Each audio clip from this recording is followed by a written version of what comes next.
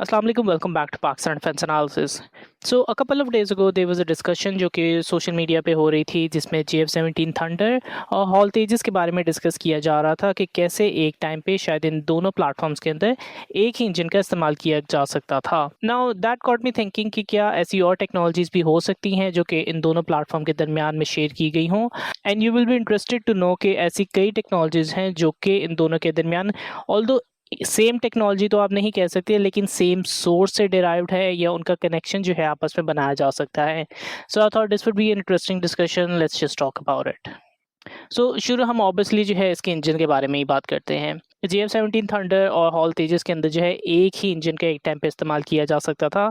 I guess इसके अंदर JF-17 thunder ही जो है वो मेन स्टोरी बन जाता है कि उसके अंदर जनरल इलेक्ट्रिक का F404 इंजन उसका क्यों इस्तेमाल नहीं किया गया। तो इसका अगर थोड़ा सा बैकग्राउंड हम देखें तो JF-17 थंडर का जो प्रेडिसेसर था, जिसको हम सुपर 7 कहते हैं, वो ग्रूमन कंपनी पाकिस्तान और चाइना का जॉइंट प्रोजेक्ट था, जो कि बेसिकली F7 या चाइनीज़ MiG-21 का अपग्रेडेड वर्जन कहा जा सकता था।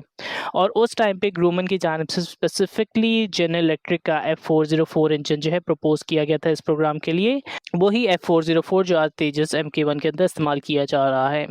ग्रूमन को उस टाइम पे इतना यकीन था कि उन्होंने यूएस गवर्नमेंट को एक्सपोर्ट लाइसेंस के बारे में भी कहा था, और यूएस गवर्नमेंट की जानिब से भी इसके अंदर जो है किसी किस्म की रुकावट नहीं खड़ी की गई थी। सिर्फ एक गारंटी जो थी उनकी जानिब से मांगी गई थी कि as long as Pakistani government जो है वही सिक्योरिटी मेजर ले जो कि पाकिस्तान के F-16 के हवाले से उन्होंने लिए हुए थे, तो उनको जनरल इलेक्ट्रिक का F404 इंजन फराहम करने में कोई मसला नहीं है। तो अगर आप इस हवाले से देखें तो जनरल इलेक्ट्रिक का F404 जो सिर्फ कंसिडर नहीं किया गया था, ये सुपर 7 फाइटर जेट का प्लान्ड इंजन था। लेकिन फिर अनफॉर्चुनेटली जो हालात जिस तरह से आगे बढ़े, 1989 के अंदर जो है तियानमेन स्क्वायर का वाक़या हुआ, जिसके बाद जो है यूएस ने चाइना के साथ तमाम मिलिट्री कोऑपरेशन कट कर दी थी। फिर 1990s में, अर्ली 1990s में यूएस की जानिब से पाकिस्तान पे प्रेसलर अमेंडमेंट्स लगा दी गई थी।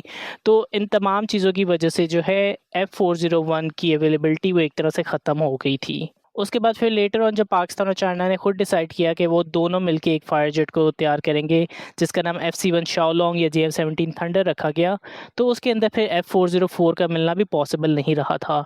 उसके नतीजे में फिर रशिया के क्लेमोव RD-93 का इंजन जो है उसको इस्तेमाल किया गया, जो कि यूएस की अवेलेबिलिटी से बाहर था, और दोनों के लिए फिर वो एक फीजिबल ऑप्शन था। लेकिन उसमें भी एक इंटरेस्टिंग ट्विस्ट ये आता है कि रशिया ने इनिशियली जो है पाकिस्तान को RD-93 इंजन की एक्सपोर्ट से ब्लॉक किया हुआ था। रशियन इंटरनेशनल कोऑपरेशन डिपार्टमेंट ने एक्सप्लिसिटली कहा था कि चाइना को ये राइट नहीं है कि वो JF-17 थंडर जो है पाकिस्तान को रशियन इंजन्स के साथ सप्लाई करें। तो फिर लेटर ऑन जो है पाकिस्तान को सेपरेटली रशिया से डायरेक्ट नेगोशिएशंस करनी पड़ी थी, और उसके नतीजे में जो है फिर पाकिस्तान को भी ये रशियन क्लेमोव RD-93 इंजन जो है इसकी अवेलेबिलिटी मौजूद हुई थी। तो ये एक इंजन का आस्पेक्ट है, ये बहुत ज़्यादा इंटरेस्टिंग है। एक और जो इंटरेस्टिंग एस्पेक्ट इसके अंदर आता है कि अगर आप इंडिया का पास देखें, स्पेशली 90s के अंदर, तो तमाम की तमाम मिलिट्री टेक्नोलॉजी जो है वो उनकी रशियन मिलिट्री इक्विपमेंट्स के साथ जुड़ी हुई थी। तो उस टाइम के अंदर हॉल तेजस के लिए एक यूएस इंजन का इंतखाब करना ये काफ़ी इंटरेस्टिंग ऑप्शन थी, जिसके बारे में हम सोच सकते हैं। बट नेवरदलेस एक टाइम पे शायद दोनों फाइटर जेट जो है एक ही इंजन का इस्तेमाल कर रहे होते। फिर उसके बाद इजेक्शन सीट।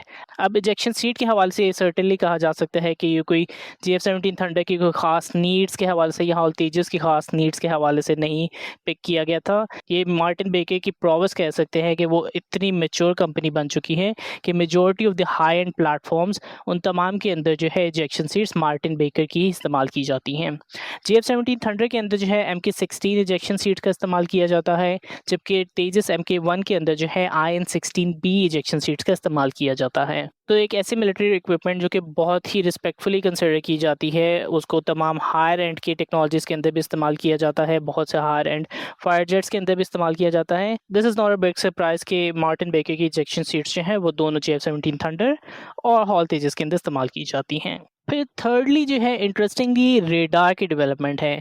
अब ये डायरेक्टली तो ऑब्वियसली JF-17 थंडर के अंदर एक ही सोर्स का रेडार इस्तेमाल नहीं किया जाता। आपको याद होगा कि 1980s में जो है इजराइल लावी फायर जेट जो है डेवलप किया जा रहा था, लेकिन इंटरेस्टिंगली वो यूएस फंडिंग के साथ डेवलप किया जा रहा था। उसमें F-16 से बहुत सी टेक्नोलॉजी या बहुत सी इन्फॉर्मेशन डिराइव की गई थी इसराइली एवियोनिक्स के साथ, लेकिन यूएस ने जो है 1987 में उसकी फंडिंग विड्रॉ कर ली थी। उसके नतीजे में इसराइल के पास जो है $2 बिलियन की एक ऐसी चीज़ मौजूद थी जो कि वर्ल्ड क्लास फायर टेक्नोलॉजी कही ली जा सकती थी, लेकिन वो एक प्रॉपर एयरक्राफ्ट नहीं था और वो कभी भी मैच्योर नहीं कर पाया था। फिर उसके बाद थोड़ा लेटर ऑन जो है इजराइल की जानिब से चाइना के साथ डील्स की गई थी और उसमें रेडार टेक्नोलॉजी के हवाले से कुछ इन्फॉर्मेशन जो है वो चाइना को ट्रांसफ़र की गई थी।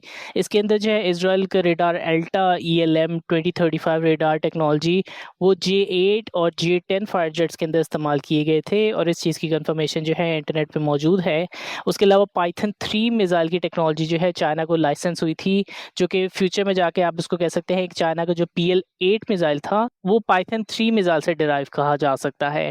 तो PL8 मिसाइल जो है JF-17 थंडर के अंदर भी इस्तेमाल किया जाता है। So that's again an interesting thing. But coming back to the topic, but जो J10 का एरोडायनामिक डिज़ाइन था उसके अंदर चाइनीज़ इंजीनियर्स की जानिब से लावी को बहुत सीरियसली स्टडी किया गया था।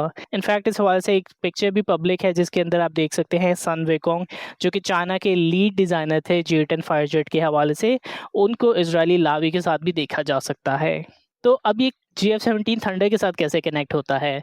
अगेन डायरेक्टली तो ये कनेक्ट नहीं होता, लेकिन जनरेशनली अगर आप बात करें तो J10 के लिए इजरायली ELM 2035 रेडार से जो है चाइना ने रेडार इंजीनियरिंग का एक्सपीरियंस जो है बिल्ड करना शुरू किया था। उस एक्सपीरियंस से नेरिएट की जानिब से KLJ सीरीज़ डेवलप की गई थी। KLJ-7A रेडार जो इस टाइम पे JF-17 थंडर ब्लॉक 3 में इस्तेमाल होता है, वो उस 30 साल पहले की रेडार डेवलपमेंट से एसोसिएटेड है जो कि चाइना ने इजरायली रेडार डेवलपमेंट से हासिल की थी। तो अगेन इसका डायरेक्ट जो रिजल्ट है वो JF-17 थंडर के साथ तो नहीं मिलता, लेकिन एक जनरेशनल या लिनिएज को अगर आप फॉलो करें तो यकीनन वो उसी सोर्स से जा मिलता है जिस सोर्स से जो है तेजस MK1 ने अपने रेडार को इस्तेमाल करना शुरू किया। इजराइल ने जो है डायरेक्टली तेजस MK1 के लिए ELM 2035 रेडार जो है प्रोवाइड किया था, जो कि तेजस के अंदर जो है डायरेक्टली इस्तेमाल होता है। तो ये चीज़ें यकीनन एक इंटरेस्टिंग चीज़ है कि दोनों की रेडार डेवलपमेंट जो है एक ही सोर्स से डिराइव हुई। और ना सिर्फ ये, जैसे मैंने पहले बताया कि PL8 मिसाइल जो है वो पाइथन 3 मिसाइल से उसकी कम से कम कुछ इन्फॉर्मेशन या इंस्पिरेशन ली गई थी। वो मिसाइल जो है JF-17 थंडर के अंदर भी इस्तेमाल किया जाता है और फिर लेटर ऑन हमने देखा कि तेजस MK1 के अंदर पाइथन 5 मिसाइल का भी इस्तेमाल किया जाता है। इंटरेस्टिंगली एक टाइम पे जो है चाइना के एविक ने जो है अपना वफ्द 2004 के अंदर जो है इंडिया की तेजस फैसिलिटी के अंदर भी भेजा था ताकि तेजस को जो है म्यूचुअल कॉपरेशन के अंदर डेवलप किया जाए, लेकिन जियोपॉलिटिकल रीजंस की वजह से जो है ये चीज़ आगे कभी भी बढ़ नहीं पाई थी। So that's an interesting what if as well कि क्या अगर कभी चाइनीज़ मैन्युफैक्चरर्स जो हैं या एविक के इंजीनियर जो हैं तेजस पे काम करते तो क्या उसका रिजल्ट जो है डिफरेंट निकलता या नहीं। That's an interesting thought as well.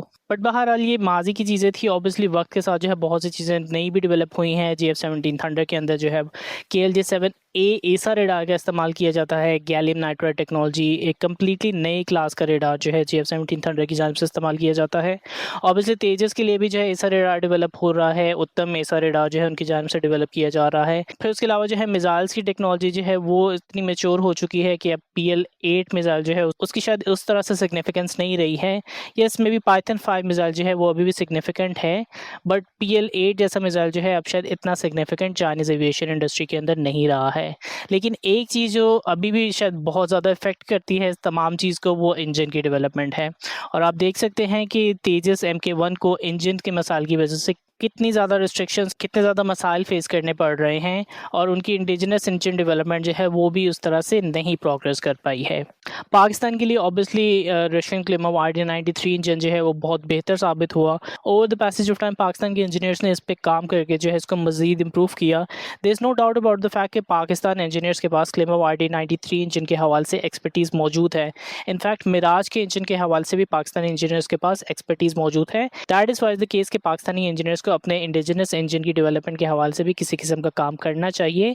ये आर्गूमेंट जो है फिर और ज़्यादा स्ट्रॉन्ग हो जाता है। ऑब्वियसली इस सेंस में तो इंटरेस्टिंग है कि JF-17 थंडर हॉल तेजस के अंदर जो है किसी हद तक जो है सिमिलर टेक्नोलॉजीज का इस्तेमाल किया गया, बट ये इस चीज़ को भी जाहिर करता है कि मिलिट्री टेक्नोलॉजी जो है वो किस तरह से एक दूसरी कंट्रीज़ को पास ऑन होती हैं। जो टेक्नोलॉजी इजराइल की जानिब से US से F-16 के डेरिवेटिव या F-16 से डिराइव करके हासिल की गई, वो इन्फॉर्मेशन जो है फिर चाइना ने हासिल की और उस इन्फॉर्मेशन को बरोए कार लाते हुए जो है पाकिस्तान चाइना की जानिब से एक फाइटर जेट डेवलप किया गया और वही इन्फॉर्मेशन जो है फिर इजराइल की जानिब से इंडिया को दी गई और इंडिया भी जो है उस इन्फॉर्मेशन से अपनी इंडिजिनस डेवलपमेंट पे काम कर रहा है। अगर आप न्यूक्लियर बॉम्ब्स की डेवलपमेंट या एटॉमिक बॉम्ब्स की डेवलपमेंट के हवाले से भी बात करें तो यही पैटर्न जो है फॉलो होता हुआ नज़र आ रहा होता है। सो ये तमाम चीज़ें बहुत इंटरेस्टिंग होती है। लेट मी नो आपके इस हवाले से क्या थॉट्स हैं। तब तक के लिए Pakistan defence analysis out. Good bye.